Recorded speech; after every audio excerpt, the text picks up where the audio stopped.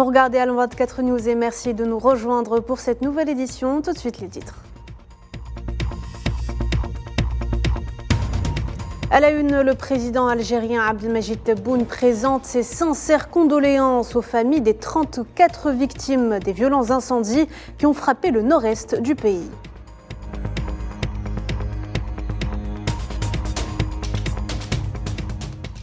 L'autre rive méditerranéenne également touchée par les feux de forêt. Plus de 19 000 personnes ont été forcées de quitter l'île de Rhodes en Grèce.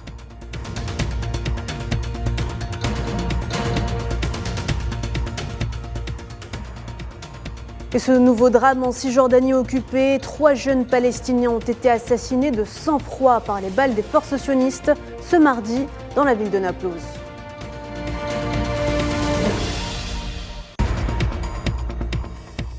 Accord sur les céréales, Volodymyr Zelensky juge inacceptable une possible prolongation des restrictions sur les exportations ukrainiennes dans l'Union européenne.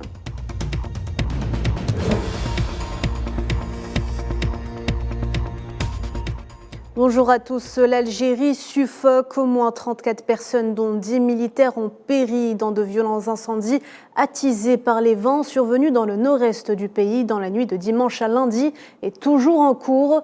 Selon un nouveau bilan publié par le ministère de l'Intérieur hier soir, pas moins de 97 incendies ont été enregistrés dans 16 wilayas. Les plus violents se sont déclarés dans les wilayas de Béjaïa, Bouira, Tizi Ouzou, Boumardas, Djidjal et Skikda. Pour l'heure, plus de 1500 personnes ont été évacuées des zones touchées par les feux. Les opérations aériennes et terrestres d'extinction des incendies menées par les services de la protection civile se poursuivent ce mardi au niveau de 11 wilayas avec la mobilisation de 8000 agents et de 529 camions de différentes contenances. Le président algérien Abdelmajid Tebboune a dans ce contexte présenté ses condoléances aux Algériens suite au décès de citoyens civils et militaires à cause des incendies qui se sont déclarés dans plusieurs wilayas du pays. Le président Tebboune a exprimé ses sentiments de chagrin et de douleur aux familles des victimes et de blessés, soulignant la solidarité absolue de l'État dans ces circonstances difficiles avec les familles des victimes civiles et membres de l'armée algérienne. Toujours dans le même contexte, le ministre algérien des Affaires étrangères a reçu ce mardi un appel téléphonique de son homologue tanzanienne. Stergomena Tax a exprimé ses sincères condoléances à l'Algérie suite aux violents incendies, affirmant la solidarité de la Tanzanie en ces temps difficiles et douloureux. Les chefs de la diplomatie des deux pays ont par ailleurs passé en revue les moyens de renforcer les relations bilatérales dans le cadre notamment de la 5e session du comité intergouvernemental qui se tiendra en Algérie au début du mois prochain.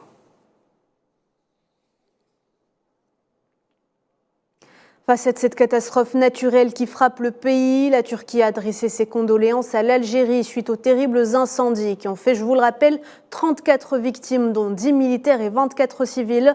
Dans un communiqué émis par le ministère turc des Affaires étrangères, le pays a exprimé sa tristesse face à la perte de nombreuses vies civiles et militaires dans les incendies. De son côté, le président du Parlement arabe, Adel Ben Abdelrahman Al-Assoumi, a également exprimé dans un message ses sincères condoléances ainsi que l'entière solidarité du Parlement arabe avec la République algérienne suite à cette tragédie.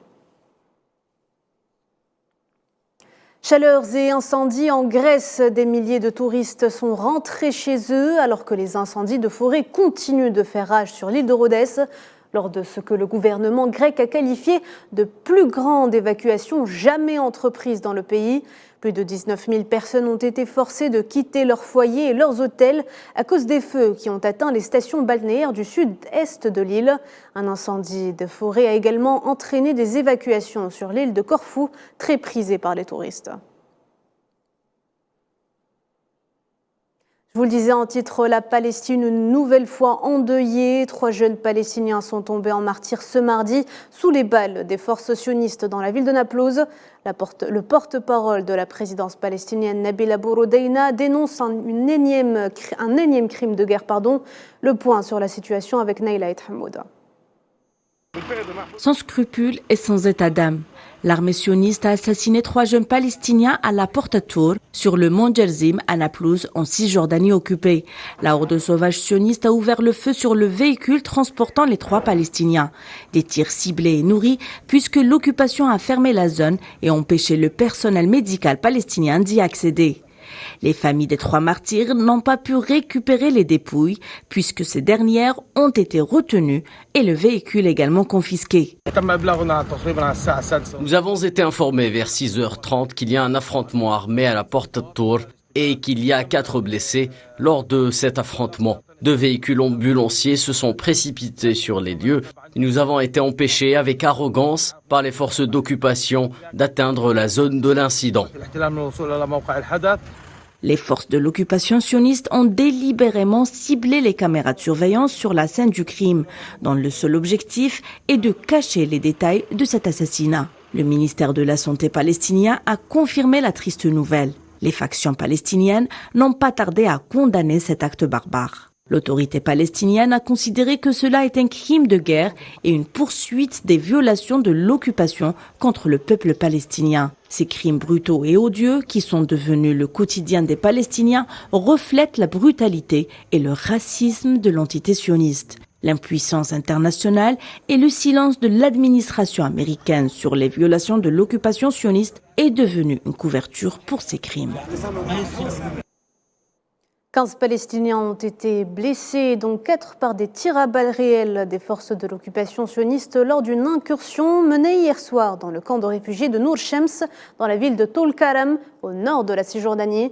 Plusieurs autres personnes ont été blessées par des éclats d'obus, selon le ministère palestinien de la Santé. Une douzaine de Palestiniens ont également été arrêtés lors de raids dans plusieurs zones de la Cisjordanie occupée. Le premier ministre palestinien, Mohamed Shtaya, a fermement condamné cette incursion, déclarant que cette attaque est une preuve claire de la mentalité sioniste de destruction et de meurtre. La machine de guerre israélienne n'arrête pas de prendre plus de vies de nos enfants sans défense. Ces crimes coûtent la vie des Palestiniens, comme cela s'est déjà produit dans des exécutions de terrain, telles que celle de Fawzi Makhalfa dans la ville de Sabastia, et de l'enfant Mohamed El-Bayed du camp de Jalazoun, sachant que tous ces crimes se déroulent parallèlement aux crimes commis par des gangs de colons dans l'ensemble des territoires palestiniens et aux invasions et profanations répétées de la sainte mosquée Al-Aqsa. Et la crise politique continue de secouer l'entité sioniste sur fond de réformes judiciaires controversées. Des manifestations de grande ampleur tentent de bloquer la Knesset qui a voté l'annulation de la clause de raisonnabilité dans un climat houleux. L'opposition au gouvernement d'extrême droite fondamentaliste dirigé par Netanyahou a annoncé que la mobilisation ne faiblirait pas et qu'un appel sera déposé à la Cour suprême alors que la centrale syndicale examine la possibilité de soutenir le mouvement contestataire. Sofiane Baroudi. C'est dans un climat houleux, dans une journée marquée par des mobilisations d'ampleur, que l'annulation de la clause de raisonnabilité a été votée à la Knesset. Des milliers de manifestants en colère ont tenté de pénétrer dans le siège du Parlement pour empêcher la tenue de la session. L'opposition sioniste qui a boycotté la session a qualifié cette mesure de honteuse. Le chef de cette opposition, Yair Lapid, a même désigné le gouvernement comme étant extrémiste et a annoncé qu'un recours serait introduit dès demain à la Cour suprême et que la mobilisation n'allait pas faiblir. La réforme judiciaire impulsée par le gouvernement fondamentaliste dirigé par Benjamin Netanyahou est contestée depuis des mois par l'opposition sur fond de crise politique d'ampleur secouant l'entité sioniste. La centrale syndicale Astadrot a également annoncé qu'elle examinait la possibilité de soutenir le mouvement d'opposition à la réforme par l'appel à une grève générale. Des risques de crise économique aiguë sont également signalés alors que les indices boursiers sont au rouge. Pour sa part, le ministre de la Justice, Yariv Levin, a défendu la réforme juridique dont il est l'artisan, parlant d'un processus historique de refonte institutionnelle. Pour rappel, l'État hébreu est traversé depuis des mois par une crise politique qui voit la confrontation frontale entre le courant fondamentaliste au pouvoir et les courants libéraux. Le président sioniste Isaac Herzog a évoqué une situation d'urgence. Plusieurs observateurs indiquent que cette situation de crise est sans précédent depuis 1948 et que des risques sécuritaires sérieux peuvent en être la conséquence, à l'ombre du profond mouvement de mécontentement et de désengagement qui traverse les rangs des réservistes dans les corps d'élite de l'armée d'occupation. De son côté, le chef du gouvernement Benjamin Netanyahou a annoncé vouloir continuer la réforme alors que ses détracteurs et opposants abordent les affaires de corruption dont il est accusé comme étant la principale raison motivant cette réforme de la discorde. D'un autre côté, le président américain Joe Biden a exhorté les dirigeants de l'État hébreu à ne pas précipiter la réforme, évoquant une source de division. À ce propos, la Maison-Blanche a qualifié de regrettable l'approbation à une faible majorité d'une mesure clé de cette réforme tant contestée. Pour rappel, Washington critique depuis plusieurs mois le gouvernement d'extrême droite dirigeant l'entité sioniste. Le régime d'apartheid sioniste dirigé par un gouvernement fondamentaliste se trouve donc face à une situation de crise de régime sans précédent, qui pourrait, selon certains observateurs, se transformer en une confrontation aux multiples conséquences dans une conjoncture de montée des tensions dans la région. Le deuxième sommet des Nations Unies sur la sécurité alimentaire se poursuit à Rome avec pour défi nourrir la terre de manière durable et équitable. Ce rendez-vous, qui a réuni plusieurs chefs d'État et de gouvernement, devra permettre de faire un inventaire des initiatives durables qui ont émergé depuis la dernière édition en 2021 afin de les mettre à disposition de tous les acteurs du secteur alimentaire.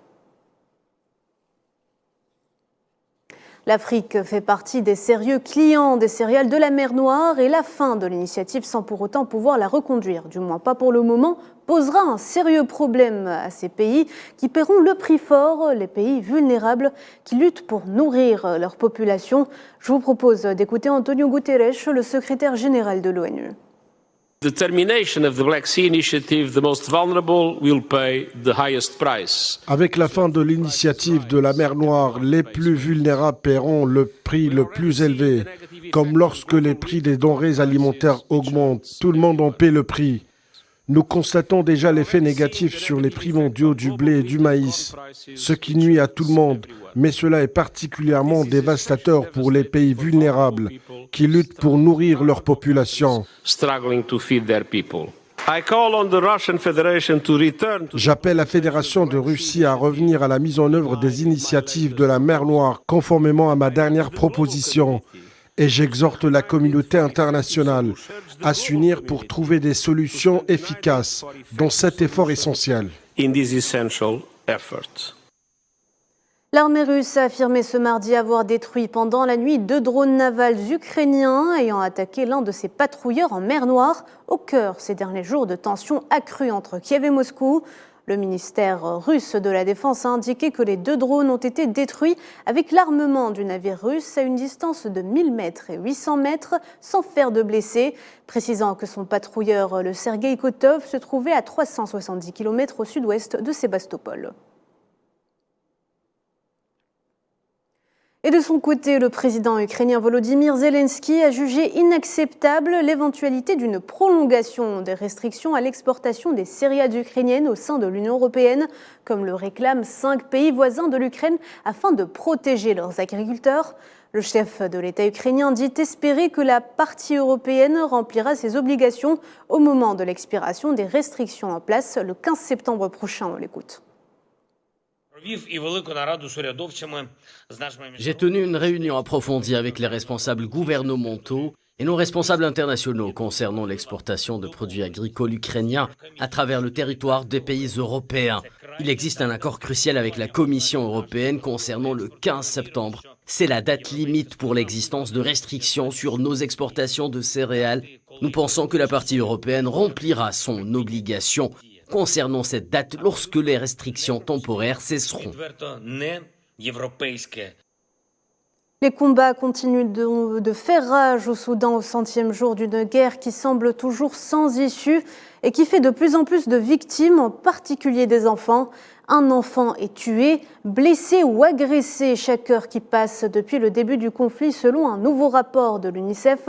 Sur les 3900 victimes des affrontements entre l'armée et les paramilitaires, au moins 435 sont des enfants. C'est la fin de ce journal. Merci de l'avoir suivi. Je vous souhaite une très bonne après-midi à tous.